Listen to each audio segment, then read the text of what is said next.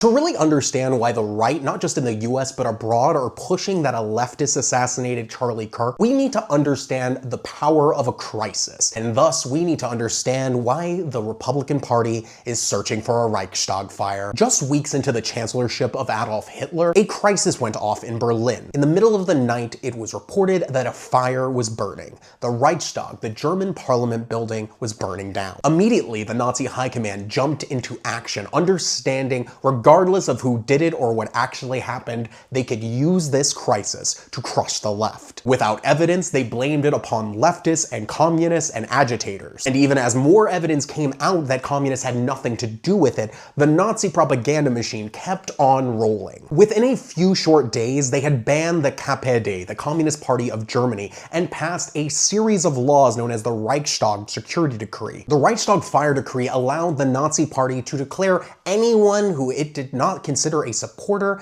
an enemy of the state. These laws allowed the Nazi Party to remove anyone they chose to, and this rapidly led to an escalation of their power and their authority. And it didn't just stop after going after communists and anarchists. No, they kept going. They went after universities, they went after newspapers, they went after radio shows, they went after every part of civil society that they did not already have under their boot. These crackdowns would continue to accelerate and escalate, culminating in the Enabling Act, which effectively guaranteed one-party rule by Nazi Germany. By the end of all of this, people who were not considered German enough, all the communists, all the socialists, all the trade unions, they would find themselves declared illegal, placed into camps, or forced to flee the country. And keep in mind, this is all happening in 1933. This is many, many years before things get much, much worse. With Kirk, we're seeing many of the exact same things. We saw before we ever knew who did anything, with no evidence, the president go onto live television and declare war against liberals and leftists and all of the institutions that are behind them. We saw politicians and the loudest voices in the Republican Party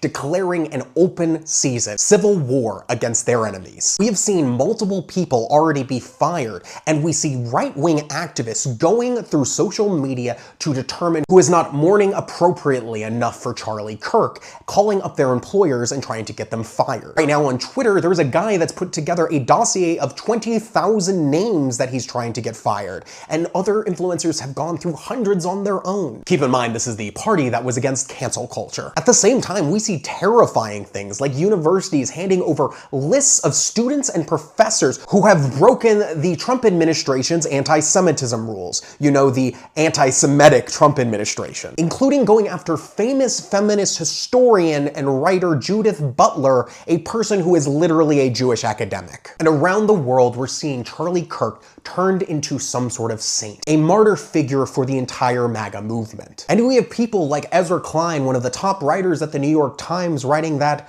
Charlie Kirk was doing politics the right way, treating a hate monger, a man who groomed children into becoming far-right fascists, as an ideal person within the liberal democracy, as a noble interlocutor in debate. And this whitewashing of Charlie Kirk's own politics, his own actions, his own words, is more than dangerous. It is irresponsible. It is disarming people from the reality of this man and allowing a myth to take its place. A myth that people like his wife are pushing forward, that he was killed for his Christian faith. And we saw a major tone shift once it came out that the man who's most likely the shooter came from a very, very right-wing family. But keep in mind, this doesn't change the tactic. It doesn't change the effort to turn the assassination of Charlie Kirk into a Reichstag fire. Because at the end of the day, the Nazis completely made up the causal reasons and continued to make up causal reasons.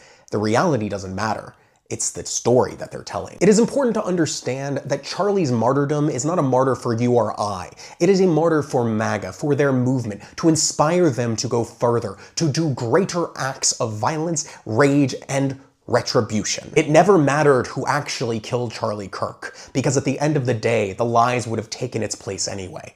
They want it to be a leftist, so they'll keep saying it is one, irrelevant to the facts, regardless of what I say or you say, because their goal is the narrative, not the reality. Truth has no place in this party. Even today, who caused the Reichstag fire remains a mystery, one that is unfortunately steeped in mythology and propaganda put out for years and decades now, which means we should be prepared for years and decades of mythology around the assassination of Charlie Kirk, as they continue to make him a martyr and use him in their narrative war against the left. Finally, we've seen incredibly sloppy reporting around this. We had the Wall Street Journal sharing information they got from far-right influencer Steven Crowder, which I'm not going to explain, and they went on to try to blame all of this on trans people and anti-fascists, when it came out that they were incredibly wrong and misinterpreted Groyper memes. And even worse, we had The Guardian go into an interview with one of the neighbors, which said, without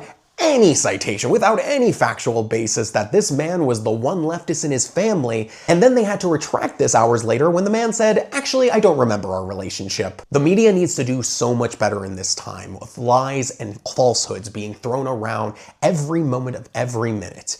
And it is important for all of us to try to seek understanding and truth. When there's new reporting, new information, make sure you're seeking it out. Don't just assume from the first things you see, because those things could have been false in the first place. Thank you for watching. Please do some engagements and please donate to support the show.